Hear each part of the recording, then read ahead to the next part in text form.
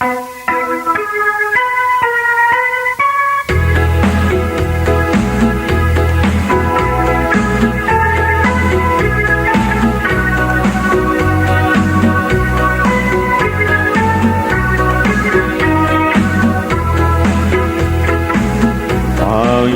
memiri kupasang, ditujui pon tengana, ku sarua tak lupa. Tuhan sudah menciptakan Sungai Mahakam jauh sebelum manusia pandai berpidato.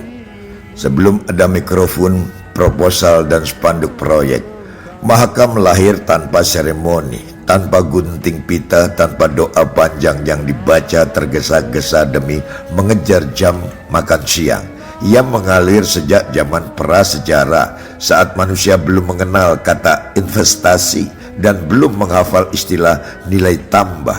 Mahakam sudah ada ketika manusia masih belajar membedakan air untuk minum dan air untuk bercermin pada keserakahan sendiri.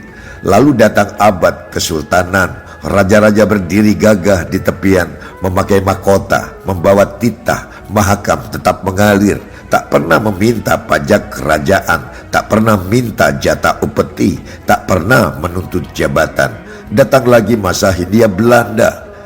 Peta digambar ulang, sungai diberi nama dalam arsip kolonial, Mahakam dijadikan jalur dagang, urat nagdi, logistik, tapi tetap saja ia tak pernah diundang dalam rapat penting. Lalu republik ini berdiri, 1945 diumumkan merdeka seutuhnya, merah putih berkibar, pidato menggelegar, konstitusi dijunjung tinggi.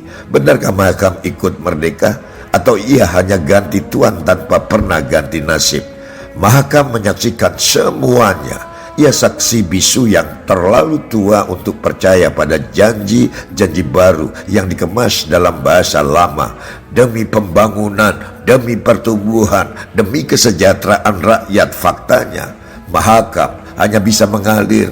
Ia tak punya pita suara untuk berteriak, tak punya tangan untuk menutup keran keserakahan, tak punya ludah untuk meludahi kapal-kapal rakus yang lalu lalang di tubuhnya. Setiap hari batu-batu melintas, bukan batu kerikil kecil yang dilempar anak-anak bermain, melainkan batu bertonton, batu tambang, batu bara, batu yang beratnya sebanding dengan ringannya nurani. Sudah berapa abad ini terjadi? Tidak ada yang benar-benar menghitung, karena yang sibuk dihitung adalah tonase, royalti, dan target produksi. Mahakam tetap sabar, sabar yang panjang, lebih panjang dari daftar izin usaha. Ia menerima luka tanpa laporan pengaduan. Ia menampung limbah tanpa pernah mengirim surat keberatan. Apakah semua ini dikelola oleh negara untuk memakmurkan rakyat Kalimantan Timur, atau hanya dikelola oleh segelintir tangan yang lihai bersalaman namun gemar lupa pada rakyat? Di bantaran, di tepi Mahakam, ada ibu mencuci piring dengan air yang warnanya tak lagi jujur. Ada nelayan menebar jala sambil berdoa agar ikan belum sepenuhnya pindah alamat. Ada anak-anak yang berenang tanpa tahu bahwa air itu sedang menyimpan amarah. Para pribumi seringkali hanya jadi penonton, menatap kapal-kapal raksasa yang lewat seperti parade kekayaan. Perut menahan lapar, mata dipaksa kenyang oleh pemandangan yang tak bisa dimakan. Ironisnya, di ruang-ruang ber-AC, Mahakam dibahas dalam seminar, dipresentasikan lewat slide PowerPoint lengkap dengan grafik menanjak dan kata-kata berkelanjutan. Humor segar pun lahir di sini. Sungai disebut berkelanjutan, tetapi keserakahan justru dipercepat. Lingkungan disebut prioritas, tetapi seluruh ditempatkan di halaman terakhir laporan. Mahakam tidak pernah protes. Ia tidak memblokade jalan, tidak mengirim somasi, tidak membuat status viral. Ia hanya mengalir, menyimpan semuanya di dasar ingatan air. Kadang Mahakam bertanya pada diri sendiri, Apakah aku ini sungai atau hanya konveyor belt raksasa pengantar kekayaan pergi? Ia melihat pejabat datang dan pergi, melihat pengusaha ganti logo, melihat jargon berubah setiap 5 tahun. Namun satu yang tetap, harus rakus tak pernah surut. Satir paling pahit adalah ketika banjir datang, barulah manusia panik, berteriak, menyalahkan hujan, menyalahkan cuaca, menyalahkan takdir. Padahal Mahakam hanya mengembalikan apa yang dititipkan. Tanah yang dikeruk, hutan yang dihabisi, ruang resapan yang disulap menjadi papan reklame kemajuan. Apakah ini Mahakam mengamuk? Ataukah manusia yang sejak lama menantang kesabaran?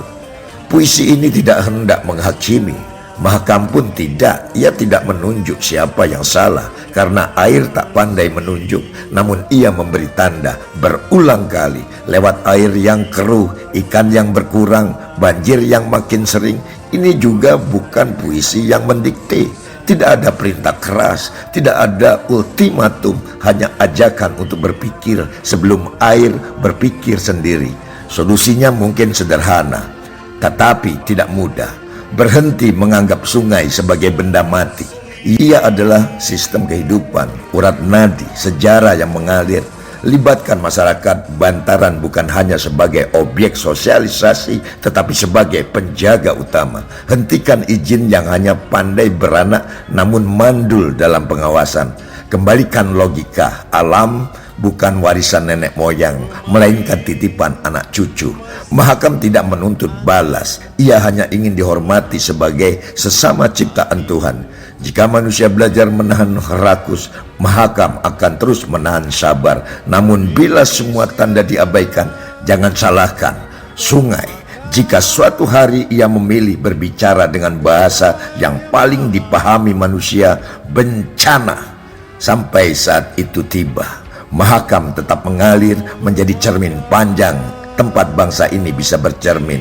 Apakah kita benar-benar merdeka atau hanya ahli memindahkan penjajahan dari luar negeri ke dalam diri sendiri?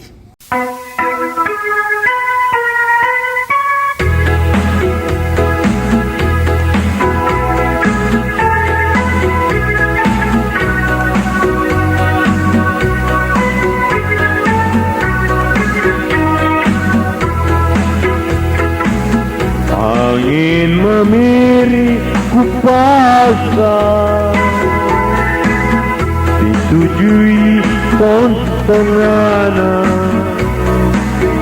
ku sarua tak lupa. Batumi angin memiri, angin girang dingin-dingin, nama rontasari untuk ya Allah, nama mengurangi tutinaya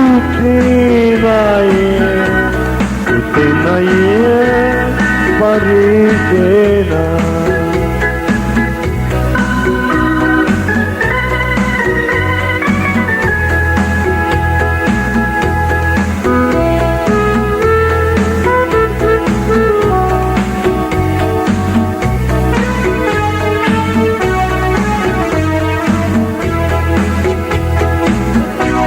Angin memiri kupasang, tutui tontonana, tu sarua tak lupa. Batumi angin memiri, angin girang dingin-dingin, nama rontak sari buntu. Ya Allah, nama mengurangi tutinaya parisina.